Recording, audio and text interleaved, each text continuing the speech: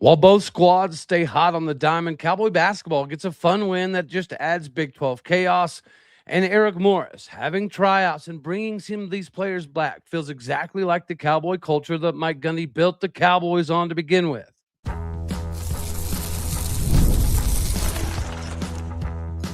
You are Locked On Oklahoma State, your daily podcast on the Oklahoma State Cowboys, part of the Locked On Podcast Network, your team every day. How are we feeling, Big 12 country? Shout out to the regulators. Welcome back to Locked On Oklahoma State, your top stop for all things Cowboy and Cowgirl related. My name is Cody Stovall. I want to thank you kindly for stopping by to make this your first listen. We're available on all of your podcasting platforms, visually well on YouTube. Find me personally on X at Aldeo State. Today, we get to roll right into this conversation of the tryouts being held at Oklahoma State. And there's already some storylines coming out. And one of the biggest storylines currently being talked about is Xavier Johns Mason, a big defensive tackle that I think we absolutely needed. Outside of the storylines, the biggest position of need from a numerical standpoint was defensive tackle. And this kind of fills that role. And whenever you look at what Xavier Johns Mason has done production-wise, this is a dude that came from Oklahoma. He's originally from Arizona, went to Oklahoma, moved to Norman, where he was able to rack up 122 tackles, 9 tackles for loss, a sack, a forced fumble, a fumble recovery, all in his time. But one of the things when you look back is he didn't have a ton of games, right? He only had like 12 tackles his sophomore season, and he only played like 4 games. His junior season, he only played like 8 games, and he was still able to manage like 51 tackles that season. And then his senior years, when things really kind of took off, but even then, he only played 10 games. Then he gets an opportunity, statistically speaking, to get the JUCO route, to get more opportunities to play football, and he just continued to grow. So coming out of high school, he was an undersized dude that didn't have a ton of games. So you understand the I don't know, recruiting or lack thereof to some degree. He was a 6 foot, like 220-pound middle linebacker. Then he got moved to defensive end, and then he just kept getting bigger. And now he's probably going to be a defensive tackle, would be my guess at Oklahoma State. Because again, he went from originally getting recruited at 6 foot, 220. Then he got up to 6'1", 230. Then he got up to 6'3". Now he's 260. So I do think that he has the ability to squeeze down low. And again, this was a position of need for Oklahoma State. We had to have more guys fulfilling this role. Another thing is your scout team. You're only as good as the look that you're getting from your scout team. And numerically, the NCAA has kind of put a lot of guardrails on how many guys you can have on the roster, right? Everybody knows you had to go down to 85 scholarship players. And there is room for some walk-ons. Like even this previous season, Oklahoma State had some, but it was more of it was kind of a different classification. You weren't exactly a walk-on. You fulfilled the role of a walk-on. You did the same duties as a walk-on.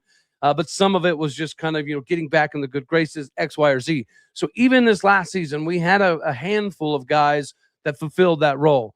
This is a little bit different. And why I think this is important, Oklahoma State was built on the foundation of walk-ons. Mike Gundy obviously held a lot of walk-on tryouts. Brandon Whedon was somebody that came out from that. Dan Bailey, one of the greatest, if not the greatest kicker of Oklahoma State all time. He came by way of that. Shamil Gary, who came over from Wyoming and had like a 5-year NFL career. He was a dude that showed up at open tryouts. Brad Longblade, one of the best offensive linemen we've ever had. That was a dude that showed up in these open tryouts. So the fact that we numerically were squeezed into a point that we kind of felt like we had to get away from that. Now, we had conversations this previous season about how it stunk that we had to cut down the number and we had to get rid of guys like Emil Talib, who is now at Colorado after having a really nice year at Charlotte. We missed out on having a lot of those glue guys, a lot of those guys that began their careers with just a hope and a prayer that they would have an opportunity at some point in time. And we've discussed how the players are doing a lot more off the field. They're doing a lot of mudding and four-wheeling and horseback riding, rock climbing, whatever the case may be. The team is trying to become a cohesive unit.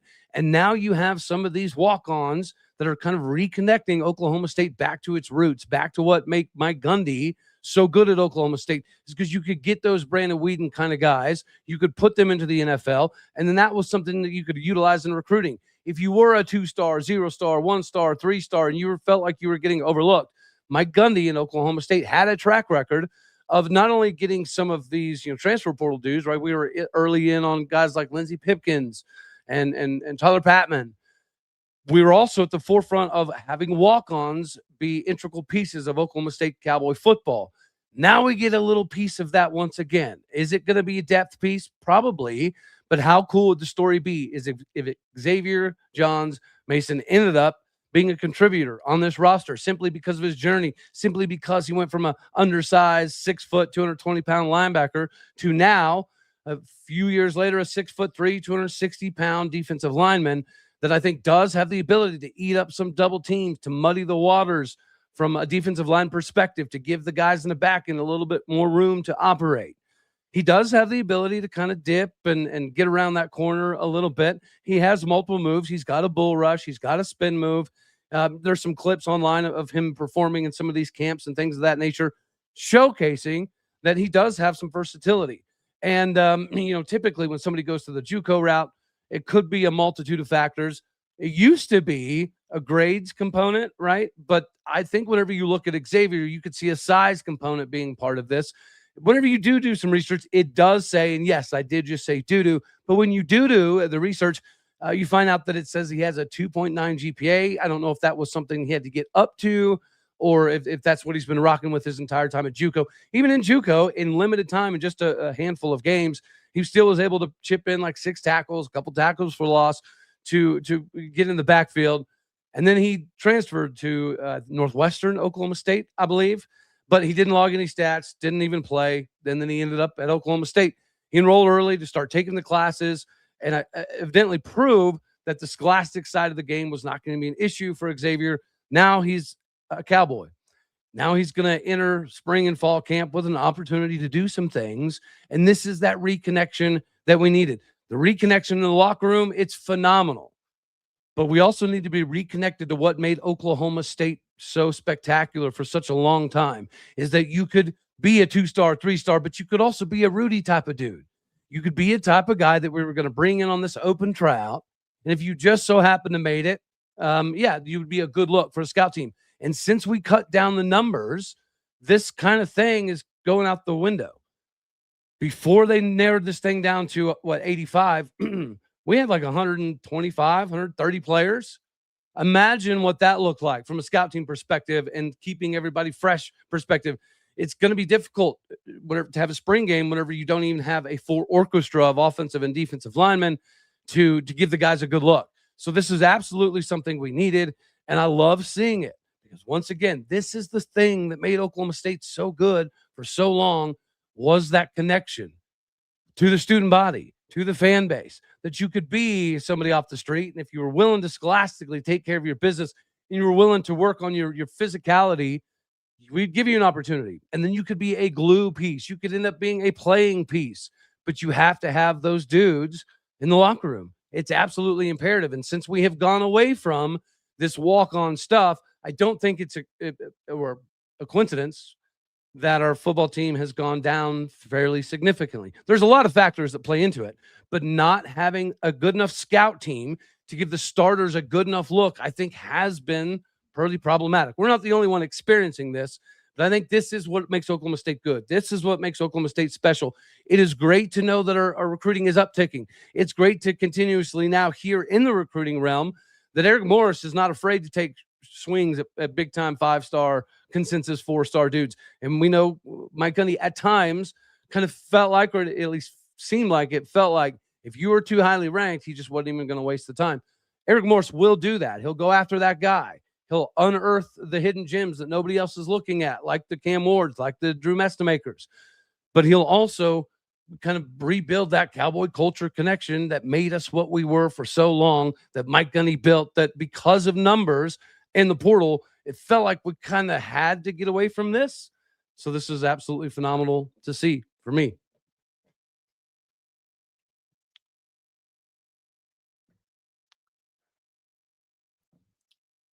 Speaking of things that are absolutely phenomenal to see, ladies and gentlemen, you got to get rocking and rolling today with Robinhood. There's nothing better in the industry when you know things are getting very problematic at work and you need to, get ahead, or it feels like you need to get ahead. You need to get rocking and rolling today with Robinhood. What if sports were traded in the markets? Like, what would that look like? What would that be like for you? Well, now you get to have this conversation because of what Robinhood can eventually help you do. Now you can put your sports IQ to work in real time with Robinhood prediction markets.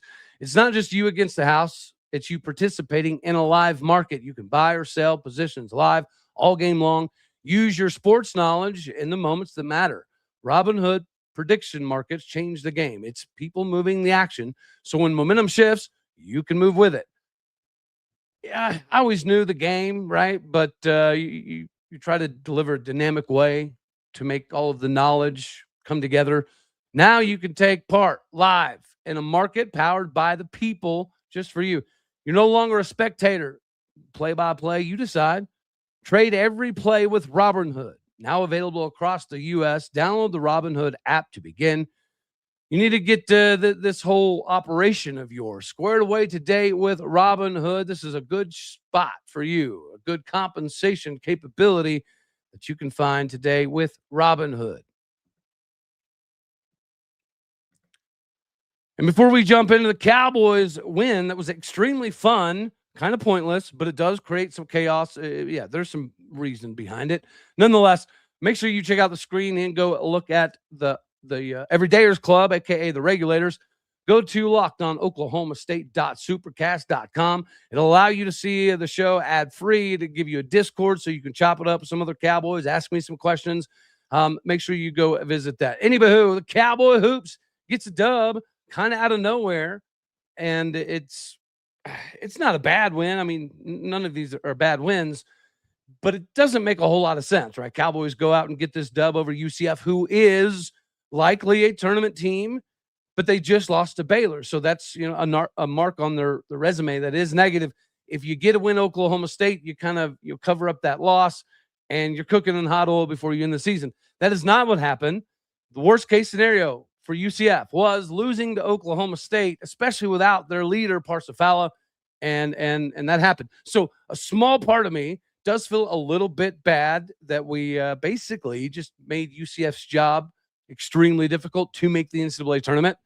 Now they're going to have to win at least a couple games, likely in the Big 12 tournament, for them to get the opportunity that they would have had if they just would have beat Oklahoma State. But we did not respond very well after the Parsifala injury the other day. So to see the Cowboys respond this way, it was actually pretty surprising. I mean, color me excited, of course, but it was surprising. Let me know down in the live comment section what you guys thought about it.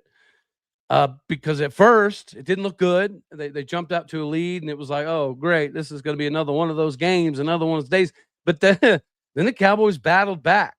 The guard play from Kanye Clary and Jalen Curry was absolutely monumental in this game. Of course, Anthony Roy went absolutely berserk with 27 points, but Kanye Clary's 23 points is what propelled the Cowboys, in my opinion, to get this thing done. And for us to get the lead, that was propelled by Jalen Curry, who chipped in another 16 points.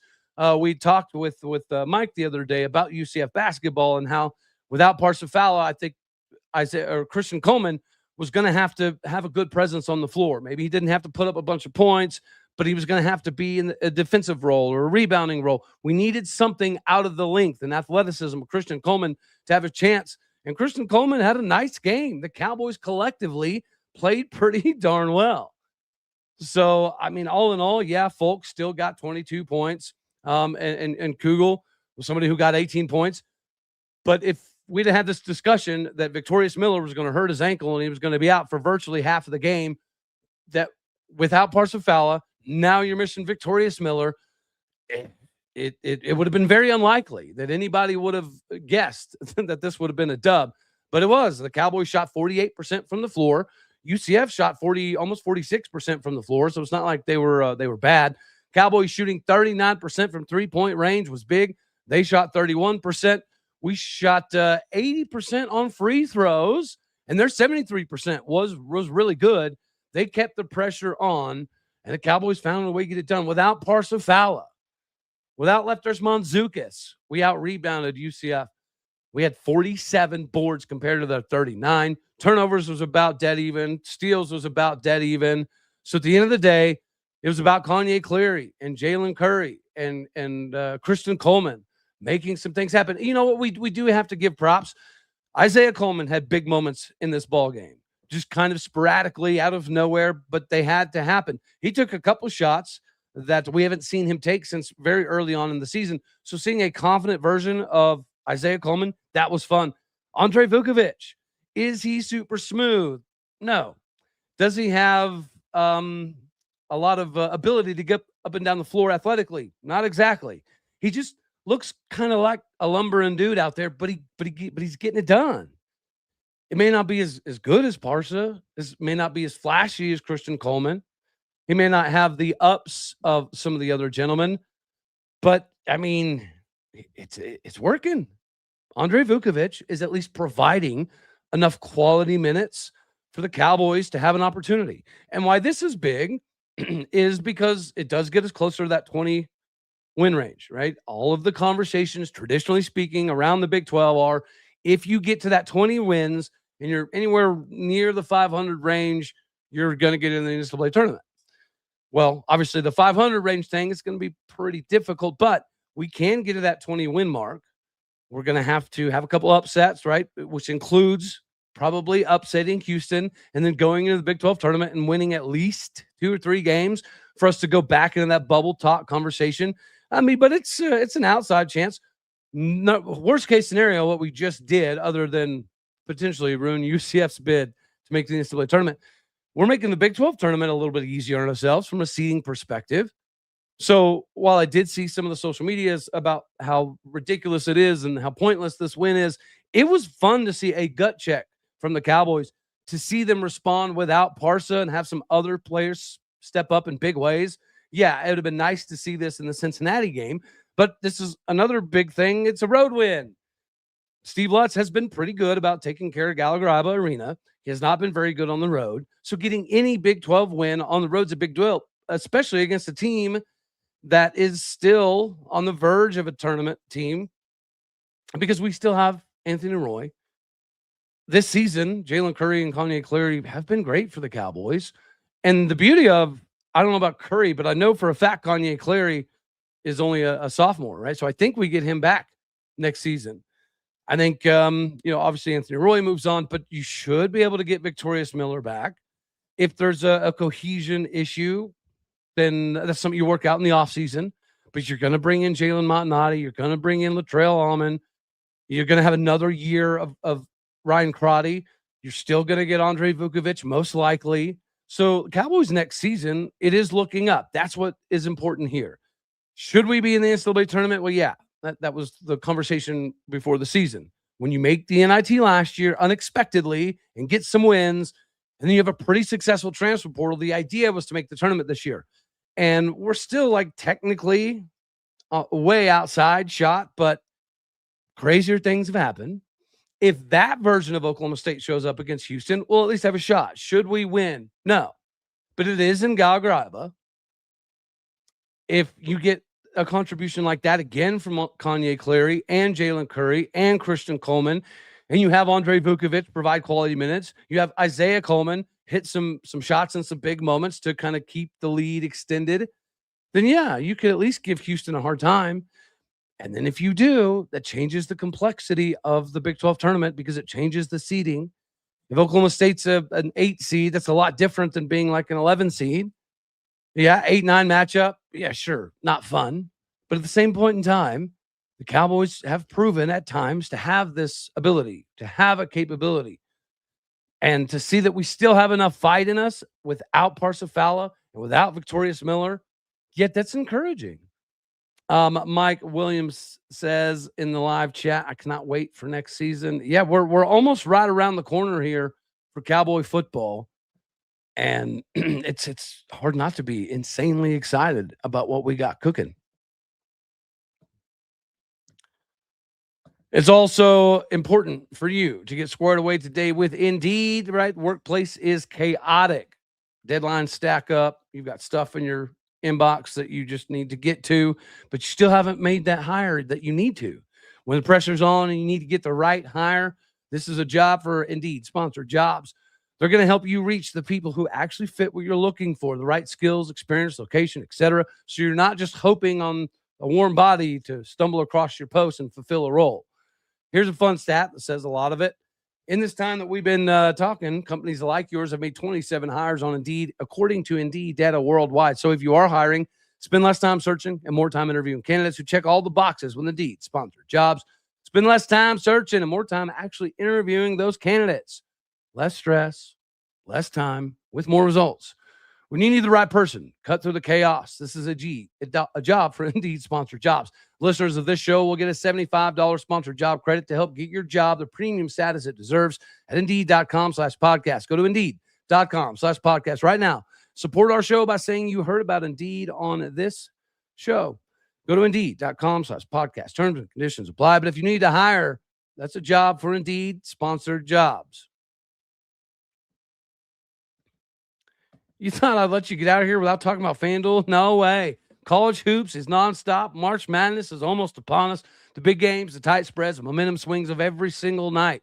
From early tip-offs to late-night West Coast shootouts, there's always action on the board for you. And now, FanDuel is giving you a way to turn that energy into an even bigger potential win with a college basketball parlay profit boost.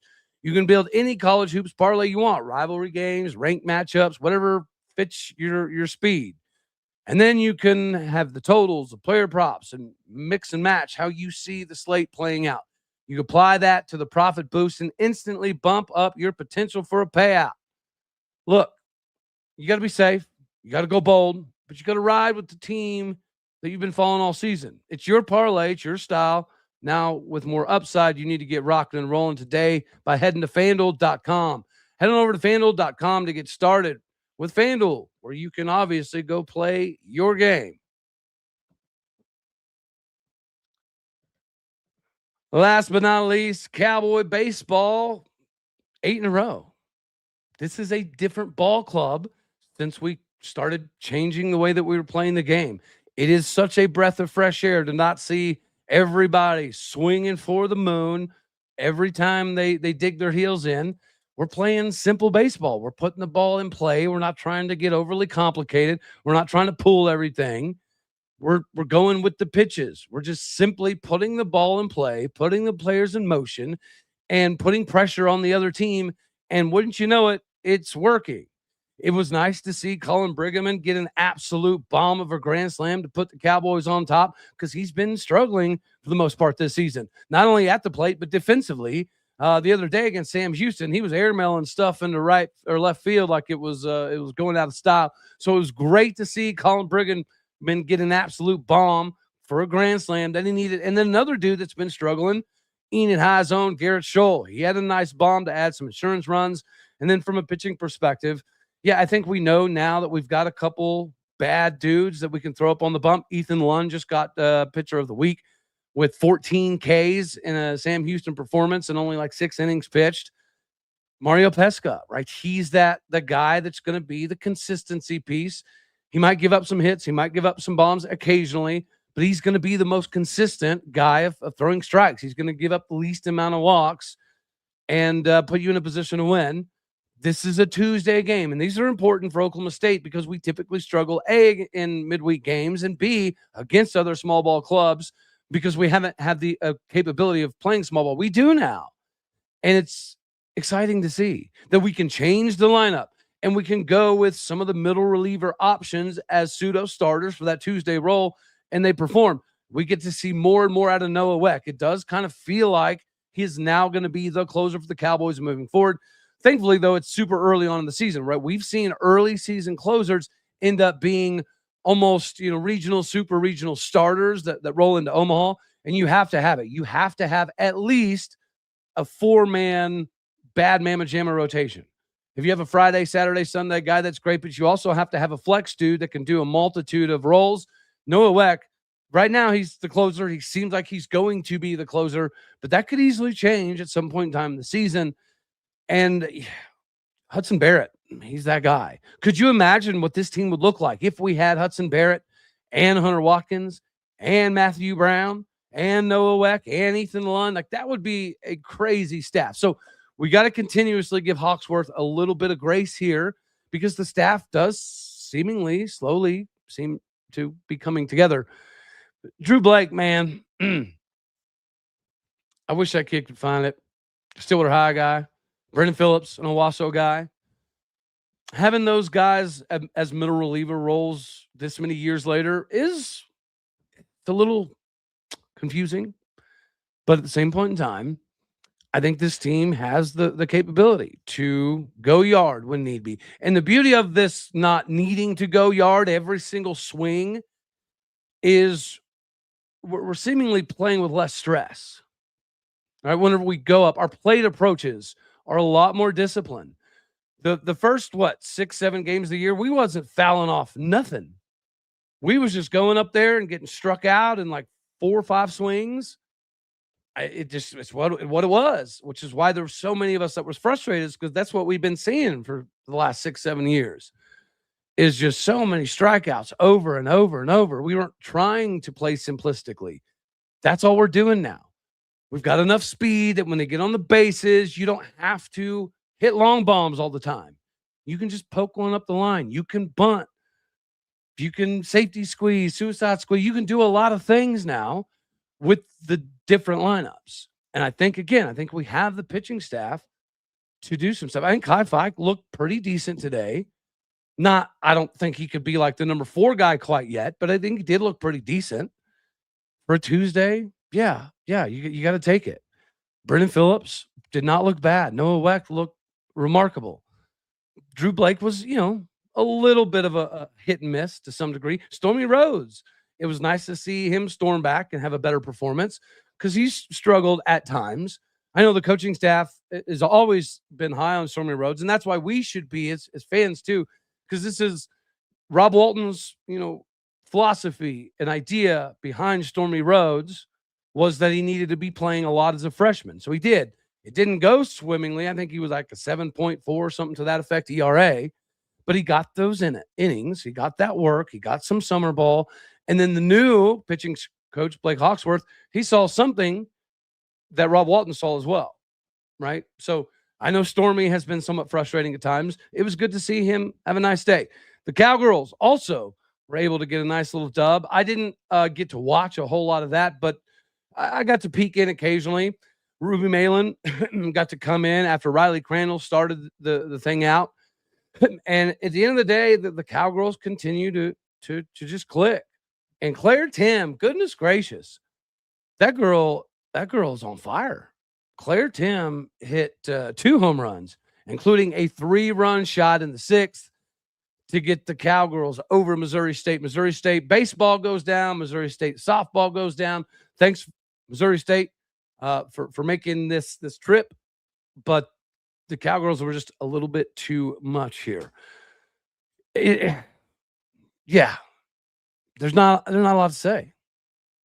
Kenny Gaski's team has answered the bell recently, and they're proving that this Cowgirl team can make some things happen. They can make a run at a Big 12 title. They can make another run at what is Omaha for softball, which is Oklahoma City, the Carlson World Series. Before the season started, the way that the last season ended, when you lose people like Michaela Warwick and Talon Edwards, it was a crapshoot on how the season was going to go. But it does appear as though we've got talent. And I love that Riley Crandall continuously, for the most part, settling in. Ruby Malin. Yeah, we've got some capabilities, more so than I thought at the beginning of the year. But anywho, that's all we're going to have for this one right here. As always, I love you. God bless. Go Pokes. Thank you for tuning in to make this your first listen here in Locked On Oklahoma State. You could be anywhere, so happy you choose to be here. Do me a favor, hit the like button if you liked it. Dislike if you didn't, that's okay too. More importantly, share, comment, and subscribe. My podcast people out there, you're everything that makes this work. Appreciate what you do. Go do what you do. Hit the stars, leave some reviews. Alrighty, y'all, you know the drill. Later, taters.